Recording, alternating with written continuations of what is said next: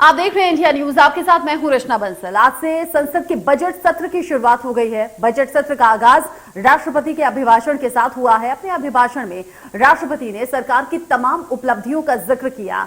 राष्ट्रपति ने लाखों स्वतंत्रता सेनानियों को नमन किया और कहा कि अतीत से सीख लेना सुरक्षित भविष्य के लिए जरूरी है। देश आजादी का अमृत महोत्सव मना रहा है और अगले 25 सालों के लिए मजबूत बुनियाद पर काम चल रहा है।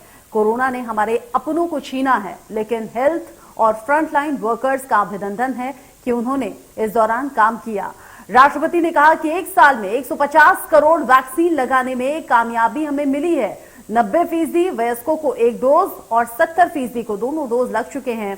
अब तक 8 वैक्सीन को आपातकालीन इस्तेमाल की मंजूरी मिल चुकी है।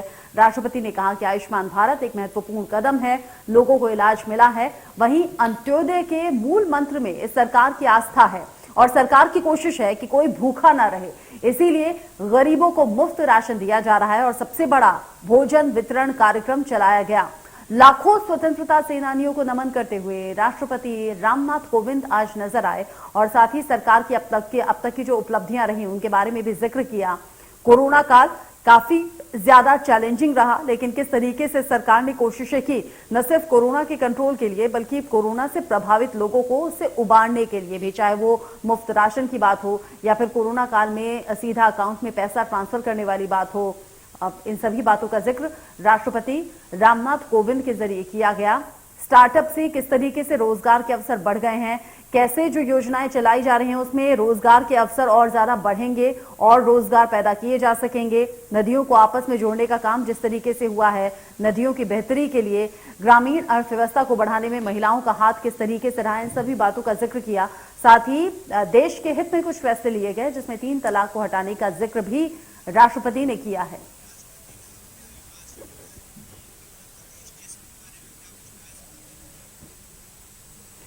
राष्ट्रपति ने बजट सत्र की शुरुआत अपने अभिभाषण से की है और अभिभाषण में कमलापति स्टेशन को लेकर राष्ट्रपति रामनाथ कोविंद ने क्या कुछ कहा, जरा सुने आप। नई रेलवे लाइंस बिछाने और दोहरीकरण का काम भी तेज गति से जारी है।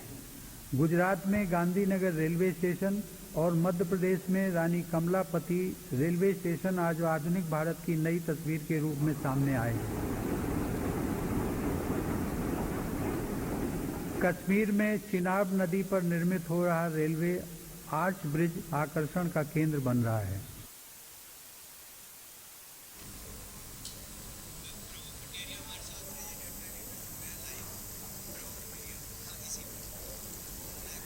और इस पर ज्यादा बातचीत के लिए रेजिडेंट एडिटर प्रभु पटेरिया हमारे साथ जुड़ गए हैं, जो ज्यादा जानकारी इस पर देंगे।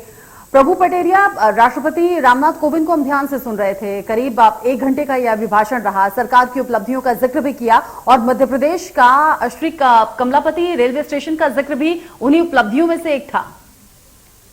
जी बिल्कुल, मध्य प्रदेश ने एक बड़ी सौगात देश को दी है और विश्व स्तरीय रानी कमलापति रेलवे स्टेशन बनाया गया, जिसको पहले हबीबगंज स्टेशन माना जाता था। यदि आज से 20 साल पहले की बात करते हैं, एक 10 बाई 10 के एक छोटे से कमरे का स्टेशन हुआ करता था। उस स्टेशन को एक आकार दिया गया था, उसके बाद अभी विश्व स्तरीय किया गया है। यहाँ पर यात्रियों के लिए विशेष सुविधाएं यहाँ पर बनाई गई हैं। ट्रेनों के आवागमन की दृष्टि से इसको सुगम बनाया गया स्टेशन को, और एक देश के लिए कहे कि इंफ्रास्ट्रक्चर डेवलपमेंट का एक बड़ा उदाहरण बनकर सामने आया है। और इस तरह पर देश और भी स्टेशन बनाने की बात की जा रही है, तो ये एक बड़ी उपलब्धि ये जरूर है मध्य प्रदेश की, जिसका कि अभिभाषण में जिक्र किया है। तो और राष्ट्रपति ने जिक्र किया, तो केल बेतौल परियोजना एक बड़ी परियोजना है जिसका सपना कई सालों से देखा जा रहा है। जब सरकार की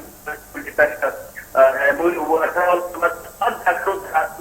शिक्षा में प्रदेश के साथ ही उत्तर प्रदेश का जो जल है उसमें भी लोगों को पानी मिलेगा, बिजली पैदा होगी।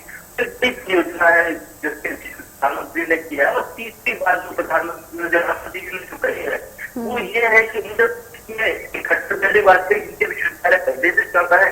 यहाँ पर इंजीनियरिंग की पढ़ाई हिंदी में कराने की तैयारी चल रही है। यहाँ पर मेडिकल की पढ़ाई भी हिंदी में कराने की जो राष्ट्रभाषा कराने की तैयारी चल रही है। भारतीय भाषाओं में तकनीकी शिक्षा देने की जो बात है उसका उल्लेख राष्ट्रपति ने किया है और उसमें मध्य प्रदेश की तीन बड़ी जो चीजें हैं उनका जिक्र आया है। रचना जी। अभिभाषण बड़ा खास रहता है प्रभु पटेरिया जब बजट सत्र की शुरुआत होती है। अगर साल भर में सरकार अपनी उपलब्धियों की बात करे या फिर एक तरीके से आर्थिक ब्यौरा देश के सामने रखे, उसमें मध्य प्रदेश का जिक्र बार बार अपनी इंफ्रास्ट्रक्चर, वहां के विकास और वहां की उपलब्धियों को लेकर आए, तो ये मध्य प्रदेश के लिहाज से बड़े गर्व की बात हो जाती है।